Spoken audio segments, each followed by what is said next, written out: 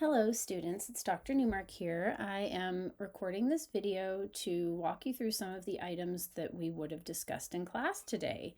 So let's just jump right in because this video could be sort of long, so let's get going. So as you can see, there's a list of items on the screen that explain what we were going to do on Monday. So the first item is learn how to write your reflective memo, which will cover your learning relative to our student learning outcomes and your attitudes, challenges concerning Project 1. We're going to also talk about how to write your AI statement, and an AI statement is required for each of the three major projects. Today in class, I was going to assign partners for peer review, but I'm actually not going to do that until Wednesday in class. And I'm also going to talk a little bit in this video about design tactics to increase the usability and navigability of your final portfolio website. So let's actually start in sort of a reverse order. So I want to refer you back to week 1. And in our week 1 overview, I linked you to two different portfolios, Jana's portfolio and Freeman's portfolio. So I have those pulled up here. And you'll see that Jana has on her main page, she has navigation here on the left-hand side that makes it really easy for me to click to each of her three major projects, Project 1, Project 2, and Project 3. I'm going to show you Project 1 here in a minute, but you can see that she's chosen this very brightly colored floral style template for her portfolio through Adobe Portfolio. And it's very aesthetically pleasing. One complaint I would have is that it has a lot of wasted space that is just sort of idly aesthetic, not really design that does anything for the user.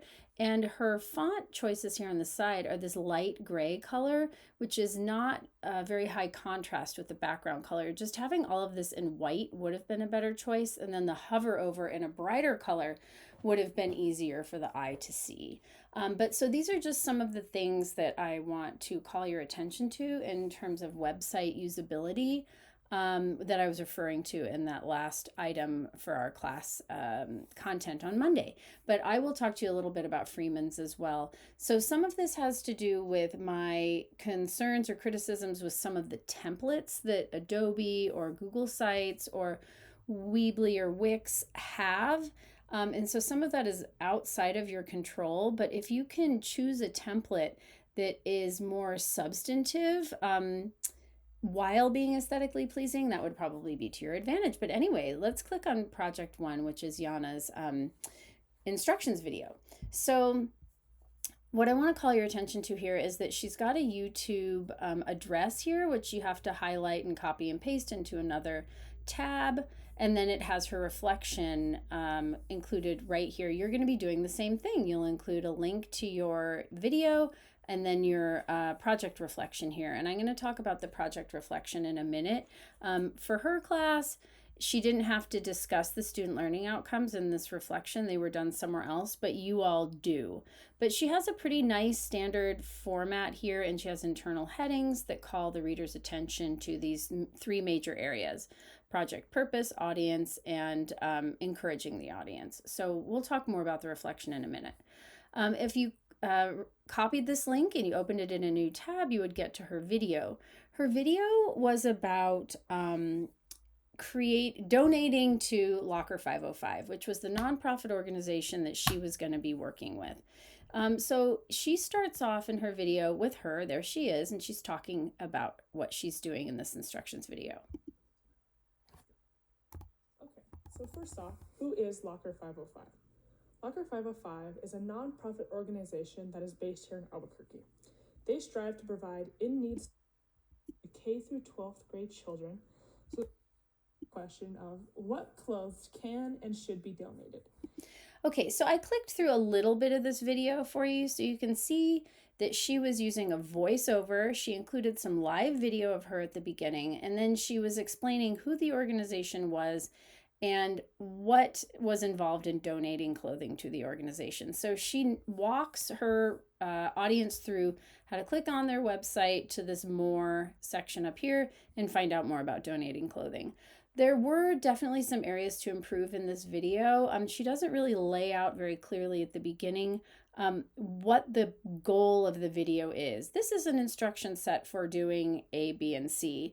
These are the components in it, the list of tools, etc. So there were some places that she could have improved upon, but it was pretty solid. She did use multiple types of communication in a single video, and she did show her users, her audience, how to achieve the goal of donating clothing to Locker 505.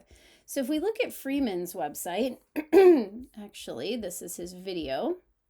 His was on how to create a video for the epilepsy awareness website. So this organization, Cure Epilepsy, and they encourage people who have epilepsy or have family members who have epilepsy to share almost testimonial videos on their website. So Freeman was instructing people on how to record these videos. So I'm just going to show you a few minutes of his, or a few seconds rather.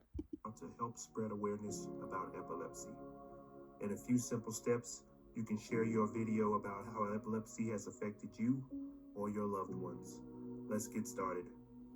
To complete this task, you will need a smartphone or computer, internet access, and an active account to at least one of the following social media platforms. But first, let's take some time to learn about Cure Epilepsy.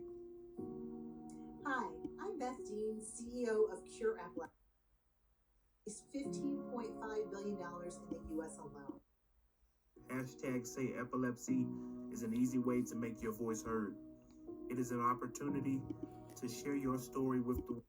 So you can get a sense of what Freeman did in this video. He used some existing video content from this organization in his video, and he interspersed it with content that he created through a screen capture of the website that sort of showcases what some of these videos are like.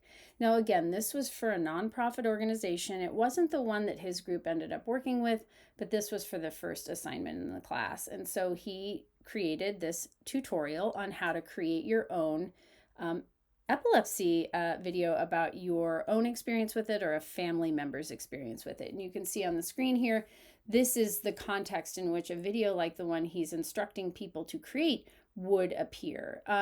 Again, in this video, it's very well done. He actually had a lot of experience with video production.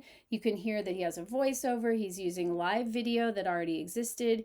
He's including screen capture from a website. He's including text on screen on a slide. It needed to be a little bit clearer to me, though, for the purposes of this class, where he got the pre-existing video from.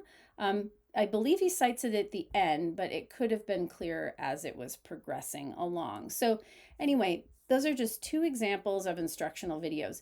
Some of you are going to do things that are much more like, instructions for making a smoothie or for baking a cake or for changing the taillight in your car. That's one of the ones we've referred to in class. But if you do want to do something that concerns something related to the nonprofit organization, the community organization you're planning on working with or observing for projects 2 and 3, you are more than welcome to. And I just showed you these two examples just to kind of show you how that was done in the past. Okay, so two other things that I wanted to be sure to point out in this video, but I'm just going to direct you to them rather than go through them exhaustively because this video would be very long if I did that. So the first one is learning about how to write your reflection memo. So on our, if you go to week 4 in our class, you'll see that there is a document that says how to write your project reflection memo. So if you go to that, it is this document, how to write your project reflection memo and address the slows. So please read through this document. It tells you exactly what you need to do, and it provides a little image of what a memorandum looks like. And I also showed you what Yana's looked like on her website. Here was hers. But yours will have an additional section that concerns your student learning outcomes. And I also say that all good technical communication has a opening overview and a culminating tying together section. So please read this document. I'm not going to read it to you in this video because I know you can read it on your own. Okay, and finally, if we go back to our overview, another thing that we were going to talk about today in class was your AI statement. There's another link in week 4 for how to write your AI statement, and that is here. So this AI document, how to write your AI statement, goes with a video that I created, which is linked both in the week 4 item here. The AI policies here is a video, and it's also linked in the document. But the video is one that I created for a graduate student class, and it's only 3.5 minutes long. So please watch it. Some of it will be relevant to you and some of it won't, but it'll give you an idea of what I expect. Now, this document, please read the whole thing. It gives my philosophy on the benefits and the negative aspects of using AI in our class. So please read that. And then this tells you exactly what you need to do in your AI statement. So if we go back to Yana's website here, you'll see that in her Project 1 area, she's got her link to her video. She's got a reflection memo. You all will have one more thing on yours, and that will be your AI statement. So you could put it next to the reflection, or down below it, or somewhere else on your website. Okay, so if we go back to our week 4 overview, you'll see that we have talked about your AI statement, we've talked about writing your reflection memo, and we've talked about a little bit about portfolio website design, and I've also given you a little bit of insight into some past students' instruction videos that they created. So I'm going to sign off now, and we can talk more on Wednesday in class. And I hope you all had a very nice beginning of your week, and I will see you soon in class for a peer review for Project 1.